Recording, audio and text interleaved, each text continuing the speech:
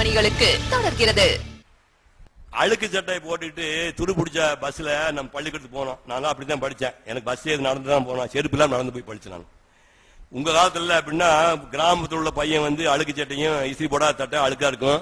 துரு பிடிச்ச பஸ்ல போய் படிச்சு காலேஜ் முடிச்சிருப்பான். இவன் நேரா போனா டைடல் பார்க்ல கலர் கண்ணாடி உள்ள மாளிகை, அதுல வேலை, கை கால் விரைக்கிற அளவுக்கு ஏசி காத்து உள்ள, அப்படியே ப்ளூ கண்ணாடி, கட்டளைகள் பக்கத்துல. இங்க நமக்கு எப்படி நம்ம காலத்துல ஒரு 40 வயசுக்கு முன்னாடி வயசு வந்த பிள்ளைங்க விளக்கு வச்சதுக்கு அப்புறம் வீட்டு வெளியே போகக்கூடாது இப்படியே சொன்னீங்க. இன்னைக்கு 6 மணிக்கு அப்ப தான் பொண்ணுக்கு வேலைக்கே போகுதுப்பா. கால் சென்டர்ல ஆரம்பிக்க வந்து வேலைக்கே போறாங்க. உங்களுக்கு சுதந்திரம் நிறைய கொடுத்தாச்சு. இதுக்கப்புறம் சொல்ல போற விஷயம் தான் நீங்க எல்லாரும் உச்சரிக்கையாக்கணும். இது ஏதோ உங்களை வந்திருக்க பண்ணியோ மிரட்டுறதுக்கோ நான் வரல. நான் மீண்டும் ஒருமை சொல்லுகின்றேன், இதெல்லாம் என்னுடைய பெண் பிருந்தாவுக்கு சமமான குழந்தைகள். இங்க இருக்கிறதெல்லாம் என்னுடைய சூர்யா கார்த்தி சமமான குழந்தைகள். அதனால அந்த நோக்கத்தில் சொல்லுங்கன்னே புரிந்து கொள்ளுங்கள். நல்லா மனசுல வாங்கிக்கங்க. எந்த கம்பெனி பேர் சொல்லுவோம் இல்ல, கம்பெனிகளுக்கெல்லாம் உங்க ரத்தத்தை உங்கள் மூளையை உறிஞ்சு வருதான் அவங்களுக்கு நோக்கம். உங்க அப்பா ரிட்டையர்மெண்ட் ஆகும்போது 19,000 ரூபாய் சம்பளம் வாங்கி காலேஜ் ப்ரொஃபஸரா இருப்பான், பெரிய மில்ல வேலை பார்த்திருப்பான். யாரா இருந்தாலும் டாக்டரா கூட 19 ரூபாய் பீத்த காசு, 20,000 ரூபாய் கூட பென்ஷன் வராது. ஆனா உங்களுக்கு நுழைஞ்ச உடனே 50,000 ரூபாய் சம்பளம், 6 மாசம் 1 லட்சம் ரூபாய் சம்பளம், எங்கேயோ போயிடுச்சு. பக்கத்துல 2 பேர் உட்கார்ந்து வேலை பார்க்கறீங்க. கல்வியும் பொருளாதாரமும் மேம்படுகின்ற பொழுது சாதி மத பேதம் ஒழிந்துவிடும். நல்லா ஞாபகம், கல்வியும் பொருளாதாரம் மேம்படுகின்ற பொழுது சாதி மத பேதம் ஒழிந்துவிடும். இன்னைக்கு எல்லா குழந்தையும் படிக்க ஆரம்பிச்சுட்டாங்க. தாழ்த்தப்பட்ட மிகவும் பிற்படுத்தப்பட்ட வகுப்பை சேர்ந்த ஒரு பெண் குழந்தை அழகாக இருக்கிறது, 1 லட்சம் ரூபாய் சம்பளம் வாங்குது. உயர்ந்த ஜாதி சேர்ந்த பையன் கண்ணங்கரையன் இருக்கிறான், என்ன பண்றது? அவன் 30 ரூபாய் சம்பளம் வாங்குறான்.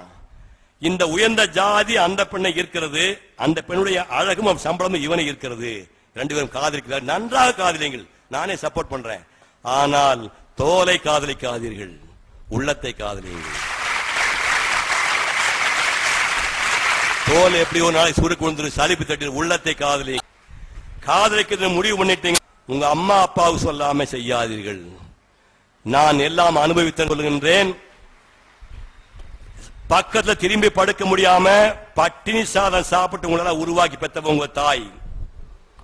உங்களை பிரசவிக்கின்ற போது மரணத்தின் வாயிலை தொட்டு பார்த்து ஐயோ ஆத்தான்னு கெஞ்சி திரும்ப உயிரோட வந்தவ அந்த தாய்க்கு சொல்லாமல் காதலை திருமணம் செய்தார்கள். உங்க அப்பா மூட்டை தூக்கணுமே, மூட்டை தூக்கி முதுகு தேஞ்சு போனவன், செருப்பு கம்பெனி ஏறி வேலை பார்த்தவன், அந்த அப்பனுக்கு சொல்லாம உங்க வீட்டை விற்று உங்க காட்டை அடமானம் வச்சு உங்களை படிக்க வச்சாங்க. அந்த அப்பனுக்கு சொல்லாம கல்யாணம் பண்ணாங்க. கல்யாணம் பண்ண உடனே இந்த வரதட்சணை எல்லாம் போயாச்சு. இனிமே எந்த பயிரும் கேட்க முடியாது.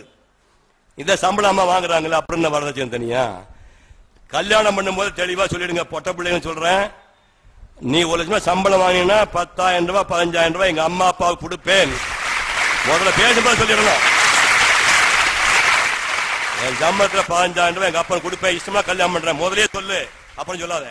அதே மாதிரி நீங்களே உங்க அம்மா அப்பாவுக்கு 10-15 சொல்லி முடிவு பண்ணீங்க. எந்த அப்பா அம்மா இழிச்சவாயம் கிடையாது. உங்களை உருவாக்குறதுக்கு என்ன கஷ்டப்பட அதே மாதிரி உங்களுவாக அப்பா கஷ்டப்பட்டு இருக்கான். அவனை ரோட்ல விட்டுறாதீங்க. காதல் கல்யாணம் பண்ணிட்டீங்களா, சந்தோஷம். அடுத்த பாயிண்ட்டுக்கு வர்றேன். இன்னைக்கு காதல் கல்யாணத்துல வரிசையா ஏன் டைவர்ஸ் கோர்ட்ல கூட்டம் ஜாஸ்தி நிக்கு தெரியுமா? நீங்கள் பெரும்பாலானவர்கள் உள்ளத்தை காதலிக்கவில்லை, உடலை காதலித்தீர்கள். உடலை காதலித்துடைய விளைவே ஒரு 10 நாள் ஆசை 60 நாள் மோகம் 30 நாள் முடிஞ்சு போச்சு, சாலிப்பு தட்டி போச்சு. உடனே அந்த கீழ்சாதி பொண்ணேன்னு இவன் சொல்றான், போடா கருப்பு இவனேன்னு அவ சொல்றா, முட்டிக்கிச்சு, டைவர்ஸ் கோர்ட் போகுது. இந்த சண்டை எல்லாம் குழந்தைகளா என்னுடைய குழந்தைகளா உங்களுக்கு சொல்லுகின்றேன். இந்த சண்டையெல்லாம் 2 வருஷம் போட்டு பார்த்துங்க. இதை தாண்டி உங்களால் சந்தோஷமா வாழ முடியும் என்று தோன்றினால் மட்டும் குழந்தை பெற்றுக் கொள்ளுங்கள். குழந்தைகளை பத்தி உங்களுக்கு என்னன்னு தெரியாது, குழந்தைகளை பத்தி உங்களுக்கு என்னன்னு தெரியாது. நான் பல அனாதை இல்லங்களுக்கு போயிருக்கிறேன். அனாதை இல்லங்களிலே குழந்தைகள் சந்தோஷமாக இருக்கிறார்கள். அவர்கள் அப்பாவும் இல்லை அம்மாவும் இல்லை, ஒரே ஒரு காட்ஃபாதர். ஆனால் ஒரு டைவர்ஸியுடைய குழந்தை அம்மா என்ன கேட்குமா, அம்மா அம்மா எனக்கு அப்பா இருக்கா அம்மா. எல்லா குழந்தைக்கும் அப்பா ஈஸ்ட் கோஸ்ட் ரோட்ல பைக்கில் கூட்டிட்டு போறாரு. எனக்கு அப்பா இருக்கா இல்லையா, செத்துட்டாரா, இருக்காருன்னா ஏன் நம்ம கூட இல்ல, நான் என்ன தப்புன்னேன், நீ தப்பு பண்ணதுக்காக அப்பா எனக்கு ஏமா இல்லாம போயிட்டார். குழந்தை கேக்குது, அந்த பக்கம் குழந்தை கேக்குது. ஏன்பா நமக்கு அம்மா இருக்காளா இல்லையா? எல்லா குழந்தைக்கு அம்மா வந்து மத்தியானம் சோறு ஊட்டி விடுறா, தலைவாரி பின்னி விடுறா, எனக்கு வேலைக்காக தான் பின்னி விடுறா. எனக்கு அம்மா உசோட இருக்கா இல்லையா? இருந்தா அம்மா ஏன் இல்ல?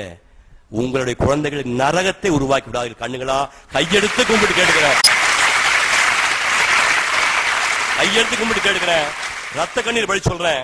2 வருஷம் போட்டுட்டு கல்யாணம் பண்ணி குழந்தை பிறந்தால் குழந்தை மேல் சத்தியம் செய்து கொள்ளுங்கள். இந்த குழந்தைக்காக சாகும் வரை பிரிய மாட்டோம் என்று நீங்கள் சத்தியம் செய்து கொள்ள வேண்டும். இல்லாவிட்டால் இந்த பூமி உங்களை மன்னிக்காது. கல்யாணம் பண்ணிட்டீங்களா, குழந்தை பெற்றாச்சு. இதுக்கப்புறம் இந்த வாழ்க்கைங்கிறதுல இன்னைக்கு சிவகுமார் ஒரு சாதாரண பையன், 11 பேர் பள்ளிக்கூடத்துக்கு போய் ஒருத்த மட்டும் தெப்பு தேறி வந்த ஒரு பையன் எனக்கு மேல என்ன பேசுறான்னா, இந்த ஞானத்தை கொடுத்தவன் ஆசான். ஆசிரியரை மதியுங்கள், சொல்லிக் கொடுத்த ஆசிரியர் மதியுங்கள், போற்றுங்களை வணங்குங்கள். சோனா கல்யாணம், தியாகப்பள்ளி, இதுதான் உங்களுக்கு படியே. இதுதான் நீங்க வாழ்க்கை போற பிளாட்ஃபார்ம். இதுதான் உங்களுக்கு சொல்லிக் கொடுத்த ஆசானை வந்து கடவுளா நினைங்க, தப்பு இல்ல, கடவுளா நினைங்க. நான் காலை தொட்டு கும்பிடுவேன், வாத்தியா காலை தொட்டு நான் கும்பிடுவேன், அவனை மதியுங்க. அடுத்தாப்புல தமிழ் மொழியை மறந்துடாதீங்க. ஐயா நீங்களாம் ஆங்கிலம் படிங்க ராசா. புற வாழ்க்கைக்கும் பொருளாதாரத்துக்கும் தான் ஆங்கிலம் தேவை. அக வாழ்க்கைக்கும் ஆன்ம திருப்திக்கும் உன் தாய்மொழி தேவை. அங்க வந்து பாரத்லா படிச்ச மகாத்மா காந்தியே தன்னுடைய வரலாற்றை வந்து குஜராத்தியில் அவங்க அம்மா மொழியில் எழுதினாரு, அவர் ஆங்கிலத்தில் எழுதல. என்ன சார் எழுதியிருக்காம பாரதி, எந்தையும் தாயும் மகிழ்ந்து குலாவி இருந்ததும் இந்நாடே, அதன் முந்தையர் 1000 ஆண்டுகள் வாழ்ந்து முடிந்ததும் இந்நாடே.